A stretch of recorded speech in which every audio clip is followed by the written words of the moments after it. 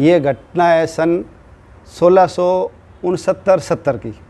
भारत में मुसलमानों का राज्य था और मुसलमान अत्याचार करते थे। उनकी इच्छा थी कि मैं पूरे भारत को कब्जे में कर लूँ और अपना यहाँ राज्य जमा लूँ। इसलिए वो अलग अलग जगह अपने सेनापतियों को भेजते थे और कुछ हमारे हिंदू राजाओं को भी, क्योंकि वो बहादुर होते थे, उनको आगे करके हिंदू राजा को हिंदू राजा से ही लड़वाते थे। तो ऐसे ही औरंगजेब ने आसाम के ऊपर हमला किया, आसाम के ऊपर चढ़ाई की। आसाम जानते हो ना, पूर्व के अंदर है आसाम, मेघालय, मणिपुर, त्रिपुरा उधर। तो आसाम में तो नदियाँ बहुत है।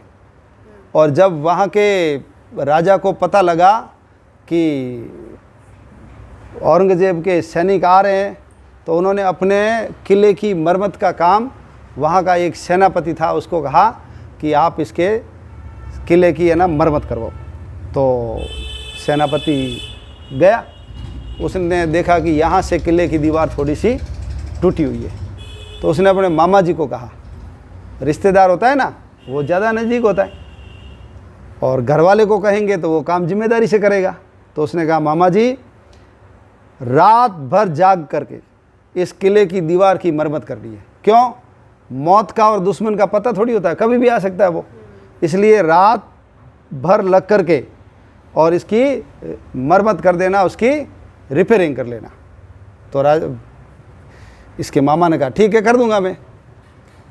ये जो सेनापति था ना, उसको रात को है ना चैन नहीं आया कि मैं जा करके एक बार देखूं तो सही कि मरम्मत हो रही है कि नहीं हो रही है।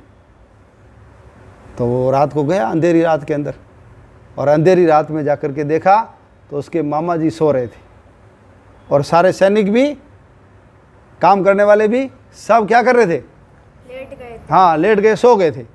तो इसने अपने मामा जी को उठाया, अरे मामा जी आपको तो मैंने दीवार की मरम्मत का काम करने के लिए भेजा है और आप तो सो गए। तो उसने कहा, मैं तो थक गया था इसलिए सो गया।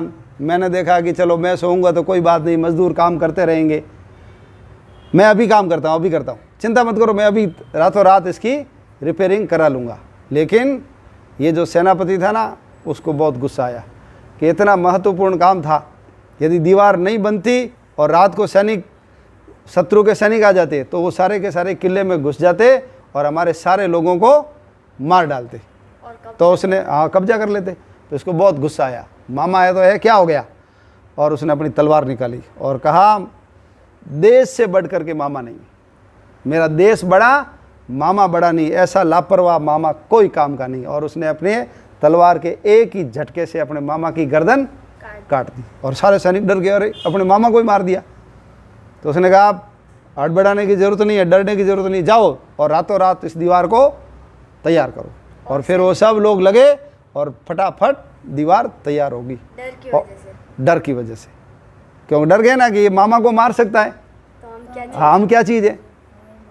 तो अपने देश को, समाज को, धर्म को अपने मामा से भी बड़ा मानने वाला और अपने मामा की गर्दन काटने वाला वो आसाम का सेनापति कौन था? सुनी सुनी कहानी है लेकिन नाम भूल गए। नाम भूल गए? आधी स्टोरी सुनी सुनी। चलो मैं बताता हूँ, याद रखना है। उसका नाम था लाचित। क्या नाम था? लाचित। हाँ, लाचित। लाचित। और सेनापति को वहाँ बोलते बड़फुकन। क्या बोलते हैं? बड़फुकन। तो उसका पूरा नाम था लाचित बड़फुकन। क्या नाम था? लाचित बड़फुकन। लाचित बड़फुकन, जिसने कहा मेरा देश मामा से बड़ा है, या मेरा मामा देश से बड़ा नहीं है। तो ऐसा उन्होंने संदेश दिया। तो अपन को ऐसे महापुरुष का नाम याद रखना चाहिए। याद रखना, लाचित बड़फुकन। बोलो एक बार, लाचित बड़फुकन। लाचित बड़फुकन। ठीक है।